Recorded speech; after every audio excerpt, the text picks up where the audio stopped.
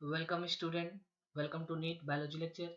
Student, आज हम पढ़ेंगे न्यू चैप्टर जिसका नेम क्या है आपका इकोसिस्टम। एनसीईआरटी के अकॉर्डिंग आपका चैप्टर नंबर 14 है और ये पूरा चैप्टर आपके एनसीईआरटी बेस्ड ही है।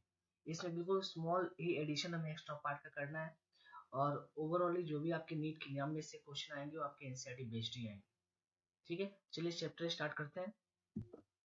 तो अगर हम इकोसिस्टम की बात करें कि इकोसिस्टम क्या होता है, इकोसिस्टम क्या होता है? इकोसिस्टम फंक्शनल यूनिट होता है नेचर का। ठीक है, जहाँ पे डिफरेंट टाइप्स के जो लिविंग ऑर्गेनिज्म होते हैं वो दूसरे से क्या करते हैं, इंटरेक्ट करते हैं और साथ साथ वो किसके साथ इंटरेक्ट करते हैं, फिजिकल इन्वायरमेंट के साथ क्या करते हैं, इंटरेक्ट करते हैं। यानी इकोसिस्टम क्या हुआ? इकोसिस्टम को हम क्या बोलते हैं? Functional unit of nature.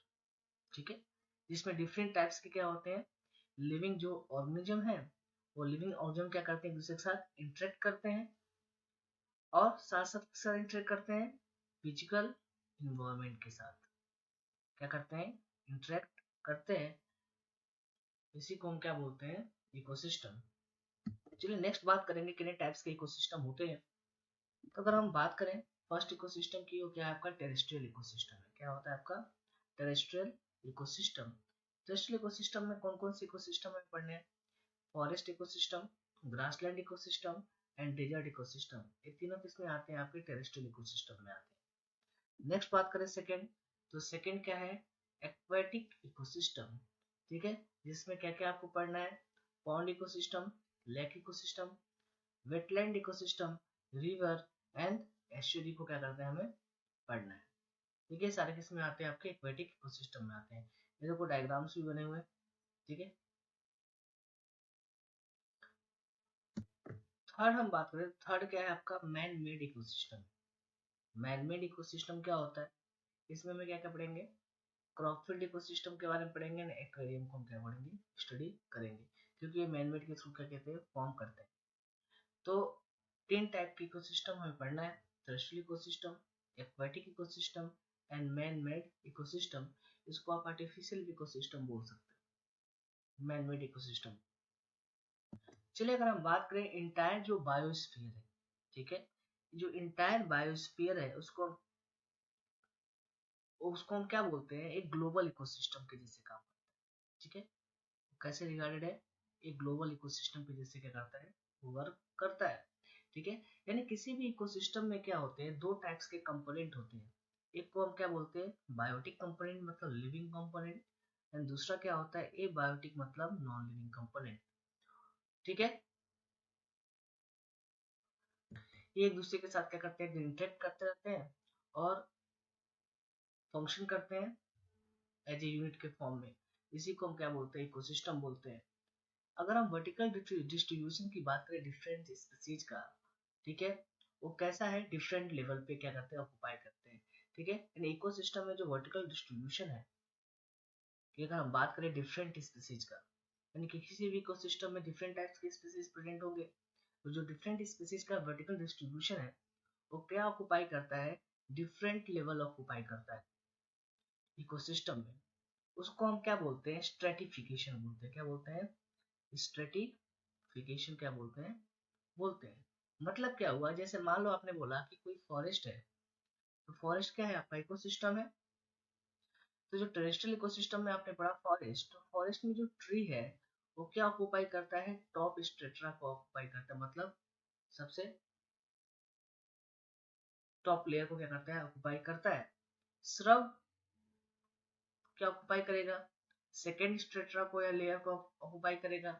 And herb and shrub जो है या ग्रासेज हैं, यानी हर्ब एंड ग्रासेस क्या ऑक्युपाई करते हैं, बॉटम लेयर को क्या करते हैं, ऑक्युपाई करते हैं।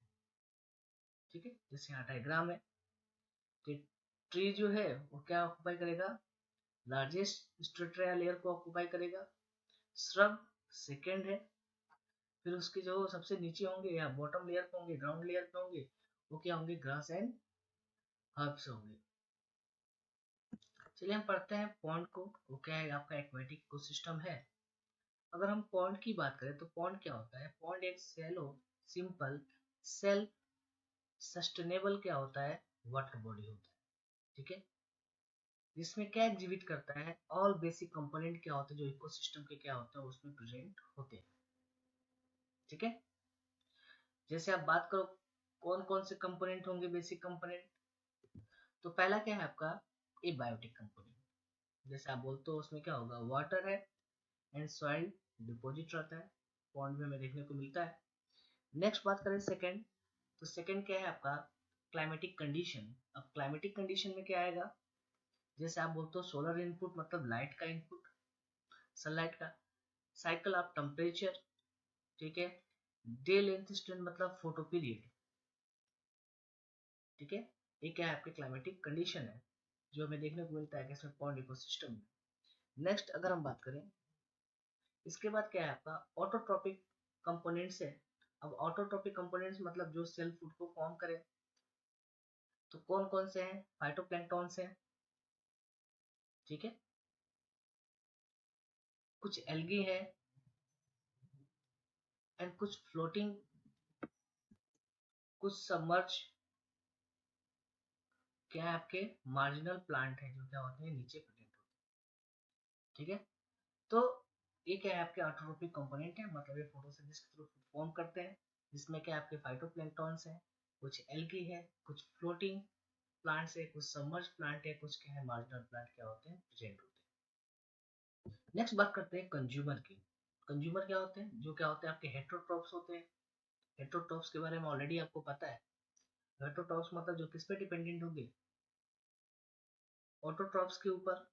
तो बोला कि जो कंज्यूमर है जिसको आपने क्या बोला हेटेरोट्रॉप्स, उसमें क्या आते हैं आपके जू प्लैंक्टॉन्स आएंगे, फ्री स्विमिंग एंड वाटर डेवलिंग के फॉर्म में क्या होते हैं प्रेजेंट होते हैं। ठीक है, तो एक तो क्या हुआ जू प्लैंक्टॉन्स, बाकी क्या आपके free swimming and water dwelling form मतलब अदर एनिमल्स की बात कर रहे हैं जो क्या होते हैं कंज्यूमर के फॉर्म में प्रेजेंट होते हैं किसमें पॉन्ड इकोसिस्टम में।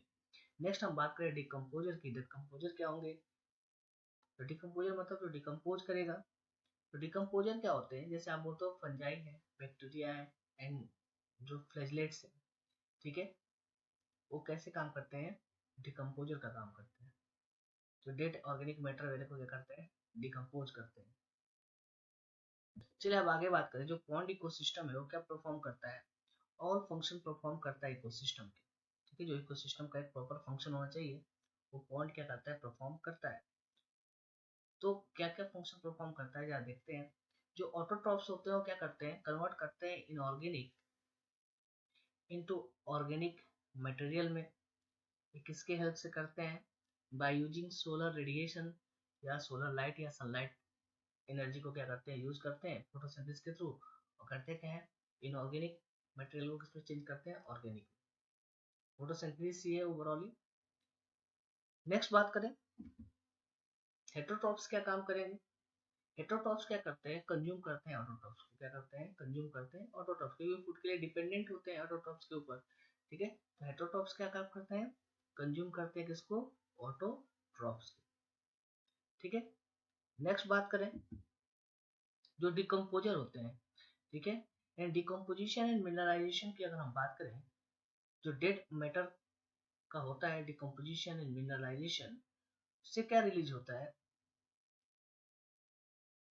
सिंपल फॉर्म में फिर इनऑर्गेनिक मैटर रिलीज होते हैं उसके थ्रू, और जिसको वापस रीयूज किसके थ्रू किया जाता है ऑटोट्रॉप्स के थ्रू किया जाता है। ठीक है, एंड जो डिकम्पोजिशन एंड आप बात करें जो मिनरलाइजेशन प्रोसेस है उसके थ्रू वापस क्या होता है, जो डेड ऑर्गेनिक मैटर है उसको हम क्या करते हैं इनऑर्गेनिक फॉर्म में कन्वर्ट किया जाता है, और वापस को अपटेक कौन करता है, ऑटोट्रॉप्स क्या करते हैं अपटेक करते हैं। चलिए नेक्स्ट इसके बाद हम बात करेंगे कि इकोसिस्टम के 4 बेसिक कंपोनेंट कौन कौन से हैं। अगर हम 4 बेसिक कंपोनेंट की बात करें इकोसिस्टम की तो कौन कौन से हैं। पहला है आपका प्रोडक्टिविटी, अभी हम देखेंगे क्या होता है प्रोडक्टिविटी। सेकेंड क्या है आपका डिकम्पोजिशन, ठीक है। थर्ड वन की बात करें, थर्ड वन क्या है आपका एनर्जी फ्लो, मतलब इकोसिस्टम में डिफरेंट टॉपिक लेवल पे कैसे एनर्जी फ्लो होता है। नेक्स्ट वन क्या है आपका न्यूट्रिएंट साइकिल, जिसमें डिफरेंट टाइप के साइकिल को पढ़ेंगे, कार्बन साइकिल, फास्फोरस साइकिल, ठीक है। तो हम अब बाकी सारे साइकिल को क्या करेंगे स्टडी करेंगे। तो पहला क्या है आपका प्रोडक्टिविटी क्या होता है इसको हम देखेंगे, डिकम्पोजिशन प्रोसेस कैसी होती है, कितने टाइप्स की होती है, वो सारी चीजें हम देखेंगे। कैसे इकोसिस्टम में एनर्जी का फ्लो होता है, डिफरेंट ट्रॉपिक लेवल पे एनर्जी का फ्लो होता है, एंड लास्ट में हम क्या पढ़ेंगे, न्यूट्रिएंट साइकिल को हम क्या करेंगे, पढ़ेंगे। चलिए अगर हम बात करें प्रोडक्टिविटी की, तो जो किसी भी इकोसिस्टम के लिए सोलर एनर्जी काफी नीड होती है। क्यों होती है नीड?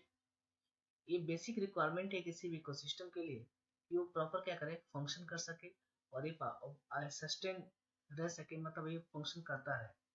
इसके लिए किसकी रिक्वायरमेंट होती है, सोलर एनर्जी की। क्योंकि आपको पता है कि अगर ऑटोट्रॉफ्स क्या करते हैं, फूड को फॉर्म करते हैं, और किसके बेसिस पे फूड को फॉर्म करते हैं, सोलर एनर्जी के फॉर्म में ही फॉर्म करते हैं।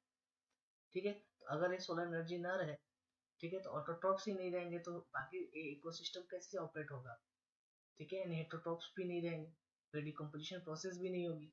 तो ओवरऑल जो सोलर एनर्जी है उसकी बेसिक रिक्वायरमेंट होती है किसी भी इकोसिस्टम के लिए कि वो प्रॉपर फंक्शन कर सके और सस्टेन रहे, मतलब ऐसा काम चलता रहे उसमें। तो अगर हम बात करें जो अमाउंट ऑफ बायोमास है या ऑर्गेनिक मैटर है जो प्रोड्यूस किया जाता है पर यूनिट एरिया में ओवर ए टाइम पीरियड, ठीक है, किसके थ्रू किया जाता है, प्लांट के थ्रू किया जाता है। कब किया जाता है, ड्यूरिंग फोटोसिंथेसिस, मतलब फोटोसिंथेसिस के ड्यूरेशन में जो एक टाइम पीरियड में एक पर यूनिट एरिया में जितने भी आप बात करें अमाउंट ऑफ बायोमास या ऑर्गेनिक मैटर प्रोड्यूस किए जाते हैं उसको हम क्या बोलते हैं, प्राइमरी प्रोडक्शन बोलते हैं या प्राइमरी प्रोडक्टिविटी बोलते हैं। ठीक है, तो प्राइमरी प्रोडक्शन क्या हुआ, जो अमाउंट ऑफ बायोमास या अगर आप बात करो ऑर्गेनिक मैटर जो प्रोड्यूस किए जाते हैं पर यूनिट एरिया में ओवर ए टाइम पीरियड, ठीक है, बाय प्लांट, उसी को हम क्या बोलते हैं, प्राइमरी प्रोडक्शन बोलते हैं। अब प्लांट किसके थ्रू प्रोड्यूस करेगा, फोटोसिंथेसिस प्रोसेस के थ्रू ही प्रोड्यूस करेगा।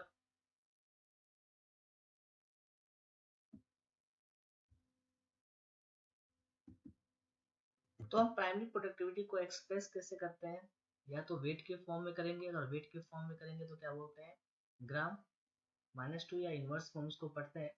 और दूसरा या तो कर सकते हैं एनर्जी के फॉर्म में, जिसको हम क्या बोलते हैं, किलो कैलोरी एम मीटर -2, ठीक है, इसके फॉर्म में क्या करते हैं, हम रिप्रेजेंट करते हैं। तो जो रेट ऑफ बायोमास प्रोडक्शन है, ठीक है, जो रेट ऑफ बायोमास का जो प्रोडक्शन है उसी को हम क्या बोलते हैं, प्रोडक्टिविटी बोलते हैं। क्या बोलते हैं, प्रोडक्टिविटी बोलते हैं। तो हम इसको एक्सप्रेस कैसे करते हैं, प्रोडक्टिविटी को, इसको एक्सप्रेस किया जाता है ग्राम -2 ईयर -1, ठीक है, या आप बात करो किलो कैलोरी मीटर -2, या आप बात करो फिर ईयर -1, ठीक है, यानी माइनस मतलब इनवर्स को हम पढ़ते हैं, ये आपका यूनिटी है। तो इस फॉर्म में हम क्या करते हैं, इसको एक्सप्रेस करते हैं, किसको, प्रोडक्टिविटी को। अगर वेट में करेंगे तो हम क्या बोलेंगे, ग्राम -2 ईयर इनवर्स, या आप बात करो kilo calorie metre -2 and year inverse के फॉर्म में हम क्या करते हैं, एक्सप्रेस करते हैं। और ये यूनिट आप ध्यान रखेंगे, प्राइमरी प्रोडक्टिविटी के लिए भी यूनिट याद रखेंगे। ये भी आपके नीट के एग्जाम के लिए क्या है, काफी आईएमपी है, क्योंकि आपके एग्जाम में क्वेश्चन पूछता है कि प्राइमरी प्रोडक्टिविटी को हम कैसे एक्सप्रेस करते हैं, उसकी यूनिट क्या है, या प्रोडक्टिविटी की यूनिट क्या है, वो भी आपको याद रखना है। तो दोनों एक आपके लिए एग्जाम के लिए क्या है, आईएमपी है। चलिए नेक्स्ट फिर हम बात करें कि जो प्रोडक्टिविटी को हम किस में डिवाइड कर सकते हैं, ग्रॉस प्राइमरी प्रोडक्टिविटी में एंड नेट प्राइमरी प्रोडक्टिविटी में। तो ग्रॉस प्राइमरी प्रोडक्टिविटी का मतलब क्या हुआ, शॉर्ट में GPP, and net primary productivity को हम क्या बोलते हैं, एनपीपी। ठीक है, अब क्या होता है जीपीपी एनपीपी, हम देखते हैं। सबसे पहले हम बात करते हैं ग्रॉस प्राइमरी प्रोडक्टिविटी की, कि क्या होता है ग्रॉस प्राइमरी प्रोडक्टिविटी। तो अगर हम ग्रॉस प्राइमरी प्रोडक्टिविटी की बात करें या जीपीपी की बात करें तो क्या होता है, रेट ऑफ प्रोडक्शन होता है किसी भी ऑर्गेनिक मैटर का ड्यूरिंग फोटोसिंथेसिस में, यानी फोटोसिंथेसिस की ड्यूरेशन में जो ऑर्गेनिक मैटर प्रोड्यूस किए जाते हैं उसी को हम क्या बोलते हैं, जीपीपी। तो बोला कि एक कंसिडरेबल जो अमाउंट ऑफ जो जीपीपी है, जो ऑर्गेनिक मैटर है, उसको यूज किया जाता है किसके थ्रू, प्लांट में, यानी प्लांट इसको यूज करता है फॉर रेस्पिरेशन के। ठीक है, चलिए नेक्स्ट होता है नेट प्राइमरी प्रोडक्टिविटी। क्या होगा, नेट प्राइमरी प्रोडक्टिविटी या आप बात करो एनपीपी, इसको हम क्या बोलते हैं, ये अवेलेबल बायोमास है जो किसके लिए होता है, कंजम्पशन टू हेटेरोटाइप्स, ठीक है, जिसको हेटेरोटॉप्स क्या करते हैं, कंज्यूम करते हैं। कि जो अवेलेबल कुछ आपने पढ़ा ना, कुछ अमाउंट ऑफ जीपीपी को प्लांट क्या करता है, रेस्पिरेशन में प्रोसेस में यूज करता है।